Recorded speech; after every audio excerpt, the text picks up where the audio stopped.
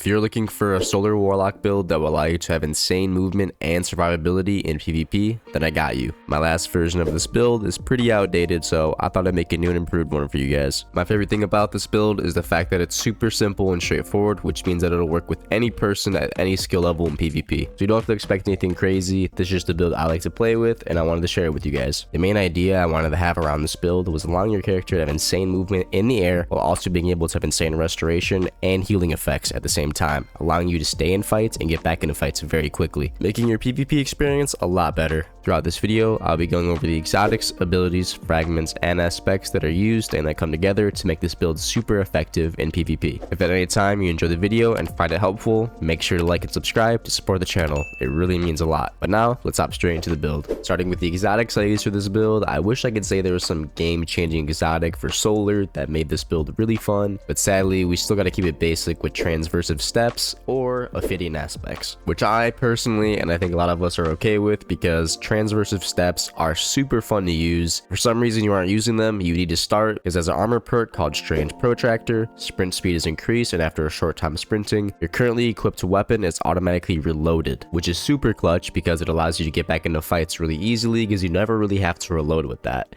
And I have gotten so used to it that if I took them off, I would probably feel really weird, but it's super fun with weapons like submachine guns and shotguns. You pick up someone's special ammo brick, you run a little bit, you don't even have to reload it, so you can just keep pushing, get into the fight, get kills, and it's just a super fun exotic, especially with the buff sprint speed. And kind of the way my playstyle is I'm always sliding around and being very pushy and moving around a lot, so my weapon is constantly being reloaded, so it's super helpful in a lot of situations. And the other option we have are Ophidian aspects. Sadly, they aren't as good as they used to be. They kind of don't really offer that much, but they still offer weapon ready and reload speed, and they also provide a small benefit to airborne effectiveness stats of all weapons. They don't have the crazy melee they used to have, but they're still not a bad option if you're not trying to use transversive steps. Either way, both of these will help you in very pushy and high tense situations, or if you just want to play passively, they still will work either way. But I would definitely go for the more aggressive playstyle route with this build. Even if you're not used to it, getting used to it will help your PvP game out tremendously. But yeah, those are only two exotics that are actually worth it, so now let's hop into the subclass. Starting with my super, between the two options of Daybreak or Well of Radiance, I would say Daybreak is more for the aggressive side if you're playing like a 6v6 game mode and you're really just going for kills, but if you're trying to be more supportive in certain game modes and you really care about winning, such as game modes like Trials of Osiris and competitive, so obviously the more ranked game modes, Well of Radiance is definitely the better option because it's more for your team and not just for yourself, so I feel like it's a very good support option, and you definitely want to run that in those kind of game modes. That's the rundown for the supers. Now moving on to the aspects, the first one we have is Icarus Dash, which is a must with Solar Warlocks, especially in PvP. If you want that god tier movement, this is where it starts. It's basically just the Warlock's equivalent to the Hunter dodge, but you can do it anytime you go into the air, which makes it really fun to use and makes it really hard to shoot you. You can make some insane plays with this, and I really enjoy using Icarus Dash. And also, while your heat rises is active, you gain an additional dodge, which means you get 2 of them, obviously. And also, while you're airborne with this, rapidly defeating targets with your super or weapons will cure you, which means you just get a little burst of health. And then moving on to our second aspect, we have heat rises.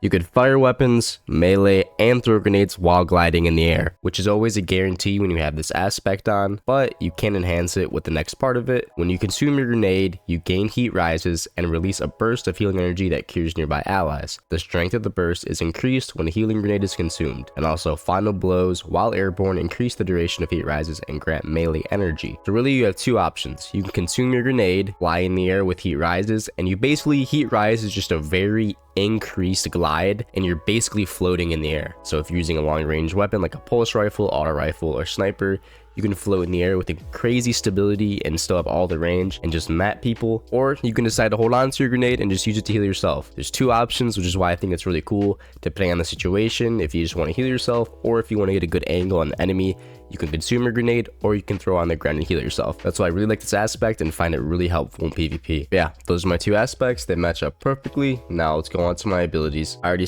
went over what kind of grenade I use, but I use the healing grenade, which is a grenade that cures allies on impact and creates an Orb of Benevolent Solar Light, granting restoration to allies when picked up. So it's really just a support grenade and just helps you stay in battles. And then for my melee, I'm using Celestial Fire, send out a spiral of 3 explosive solar energy blasts, scorching targets with each hit. I like this one because it's easier to get off than the other one, known as Incinerator Snap, which is also a good one, but I definitely think Celestial Fire is better just because you can shoot a lot farther, and I feel like it has more accuracy. Because most of the time, I'm either using Celestial Fire to engage into a fight by sliding out and throwing it right away, or I'm cleaning up a fight with it. So if someone's running away, I want to be able to catch them or get it on a corner because it has really good tracking. And another thing I've noticed from experience is that Incinerator Snap kind of cancels your slide a little bit, so that's why I choose Celestial Fire as well, because I don't want it to mess up my slide and get me stuck out in the middle of the lane. But yeah, that's my whole rundown on that. And then for my movement ability, I like to use Burst Glide just for that strong initial boost of speed. And then for my class ability, you've probably been seeing me use it all video. It's called Phoenix Dive, which is another great ability to get you some more health. You dive into the ground and create a burst of solar light that cures nearby allies. And while Heat Rise is active, you gain restoration while diving and scorching targets upon landing. So really just another way to get health and restoration, which is amazing. It'll keep you alive, and it's a very useful class ability. I use this over my Rifts, obviously. It's up to you, but I think Phoenix Dive is really good because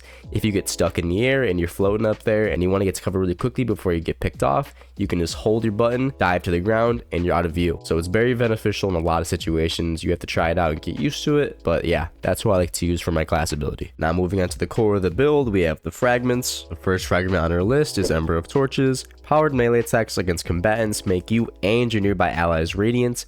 This is a very great fragment because anytime we use our Celestial Fire and hit an enemy, all of our weapons will be doing 10% more damage, and our allies if they're around us as well, which is a pretty great fragment to use and is definitely worth running. And then for the second fragment, we have Ember of Benevolence. Applying Restoration, Cure, or Radiant to allies grants increased grenade melee and class ability regeneration for a short time. So it's really just a great quality of life fragment that you need to have on your build to make it really effective. And then for our third fragment, we have Ember of Tempering. Solar Weapon Final Blows grant you and your allies increased recovery for a short duration. Stacks up to 3 times. Basically, anytime you get a kill, it'll stack plus 10, and that can go up to plus 30. And while Ember of Tempering is active, your weapons have increased airborne effectiveness, and your Solar Weapon Final Blows will create a fire sprite. It shows that this is a great fragment because it works very well with our aspects, because it gives us even more recovery, making it easier for us to stay alive. And then for our last fragment, we have Ember of Solace. Radiant and restoration effects applied to you have an increased duration. So again, another quality of life change that is definitely worth running for your PvP build. But yeah guys, that's all from my subclass. Now I'm going to show the build on screen so you guys can copy it that way and have a look at it yourself. You see here all my abilities,